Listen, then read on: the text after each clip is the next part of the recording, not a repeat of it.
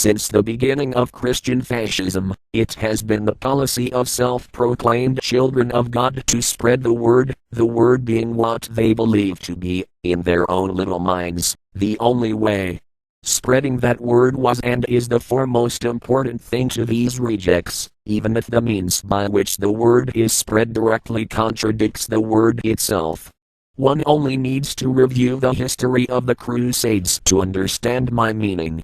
Right-wing Christian fundamentalists came to the power they hold today, because those who had an average IQ or higher just let them do what they wanted to do as long as it didn't affect them. And the Christians murdered and or raped those who disagreed with them in the past, eliminating the vocal opposition. We no longer have that kind of crap in most societies today. Then again, it isn't likely that any dumb fucks like Cassie Gill or 4G and cohorts could get their fat asses on a horse and ride about chopping the heads off of women and children who don't believe their rhetoric, but I'm sure they would, if they could get away with it. What they depend on now is much easier to exploit, and it's in great abundance.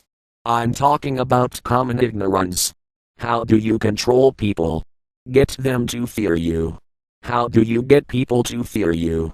Killing people works wonders, but it's just not as fashionable as it once was, so they have to fall back on their old standby, which is lying. Their main lie is to get you to believe that there is an invisible man who lives in the sky, and he watches everything we do. We asked for rules, and he passed down 10 of them that we must never break, and if we do, we will go to hell for all eternity, tortured every single moment of existence in the most painful and humiliating way possible. Oh, and he loves you. You're laughing. It just proves that the whole concept is preposterous, let alone funny. How do they get people to believe this stuff?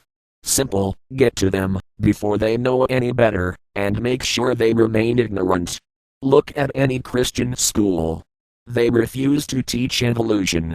There are even a bunch of morons who jump up and down utterly outraged, because evolution is taught in public school. Now, wouldn't it make more sense that an all-knowing and all-powerful God would understand how things work, and be able to set in motion the events leading to the world, as we know it now? In effect, creating evolution? No, Billy Joe Bob and his wife/sister can't understand all that mumbo-jumbo. Instead, they insist that God made the first living things out of some kind of organic Play-Doh with his bare hands. That makes sense to him, and he's willing to blow your head off with a shotgun, if you do not agree. This is the way it's been for a long time.